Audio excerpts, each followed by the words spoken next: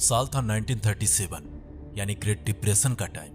चारों तरफ world war का माहौल था और ऐसे ही माहौल में एक किताब आई, थिंक एंड ग्रो रिच, यानी सोचो और अमीर बनो।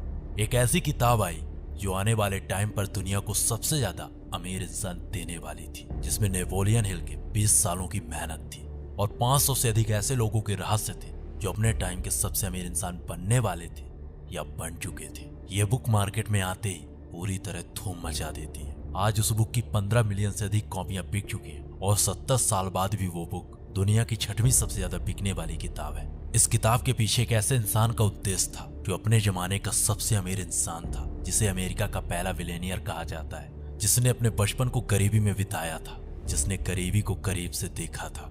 वो इंसान अच्छी तरह से जानता था कि गरीबी कितनी वाहियात और बेकार होती है, गरीबी कितनी दर्दनाक होती है, और इसी गरीबी से निपटने के लिए वो दुनिया के लोगों को, अमीरों के कुछ ऐसे रहस्य बताना चाहता था जिससे इस दुनिया को गरीबी से बचाया जा सके। और इन्हीं रहस्यों का पता लगाने के लिए उसने एक ऐसे इंसान को चुना जो खुद गरीब था, जिसके पास सिर्फ इतने पैसे थे कि वो अपने 2 वक्त का पेट भर सकता था। और वही इंसान अगले 20 सालों तक सिर्फ और सिर्फ ऐसे लोगों से मिलता है जो सेल्फ मेड मिलियनियर थे, जो खुद के दम पर अमीर बने थे या फिर बनने वाले थे, और उन सब की आदतों को कॉमन करता है। उन सब के रहस्यों को कॉमन करके अगले 20 सालों में 1000 से अधिक पेजों का एक नोट तैयार किया और उन्हीं नोट्स को फिरोकर उसने एक किताब लिखी। एक ऐसी किताब लिखी जो अकेले इस दुनिया में सबसे ज्यादा करोड़पति बनाती है। एक ऐसी किताब लिखी जिसने करोड़ों लोगों को करोड़पति बनाया। ये किताब वास्तव में गरीबी से अमीरी की ओर जाने वाली पहली सीढ़ी है। इस किताब में नेपोलियन हिल ने 13 रहस्य शेयर किए हैं जो एक गरीब को भी अमीर बना सकते हैं। अगर उन 13 प्रिंसिपल्स को आप हमारी आवाज में सुनना चाहते हो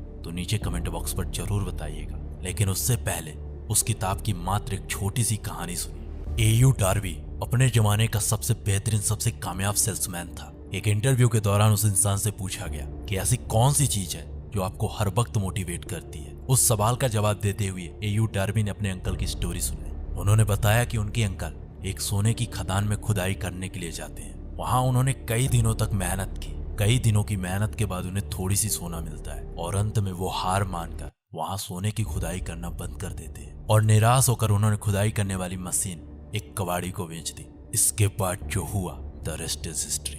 अंकल डार्बी ने जिस कबाड़ी को अपनी खुदाई करने वाली मशीन बेची थी, वो कबाड़ी थोड़ी होशियार निकला। वो मशीन खरीदने के तुरंत बाद वहीं पे खुदाई करने लगता है। वो वहीं पर खुदाई करने लगता है जहाँ पे अंकल डार्बी कर चुके थे। उसने महज कुछ मीटर की खुदाई की और उसे सोने का भंडार मिल जाता है। वो कबाड़ी रातों रात अमीर इंसान बन जाता है और अंकल डार्बी गरीब के करीब रह जाते हैं। अगर ये कहानी आपको नहीं समझ में आई है तो एक लाइन में इस कहानी का अर्थ इतना है कि persistence is the key of success. सब्र ही कामयाबी की आखिरी चाबी है। कभी कभी हम काम करना स्टार्ट कर देते हैं और कुछ दिन करने के बाद हमें लगता है कि हम इस काम में कामयाब नहीं हो पाएंगे। फिर अंकल डार्बी की तरह उस काम को करना हम बंद कर देते हैं। तो किसी भी काम को बंद करने से पहले एक बार ये जरूर सोच लेना कि कहीं आपकी भी कहानी अंकल डार्बी की तरह तो नहीं है। आप भी अपनी कामयाबी से महज कुछ ही मीटर दूर तो नहीं हो, क्योंकि बहुत बार ऐसा होता है कि हमारे और सक्सेस के बीच कुछ ही मीटर की दूरी होती है और हम पहले ही घुटने टेक देते हैं। अगर आप इस बुक की कंप्लीट ऑडियो समरी हमारी आवाज में सुनना चाहते हो तो प्लीज नीचे कमेंट बॉक्स पर जरूर बताइएगा। Wish you all the very best. मिलते हैं किसी और दिन एक नई शानदार वीडियो के साथ।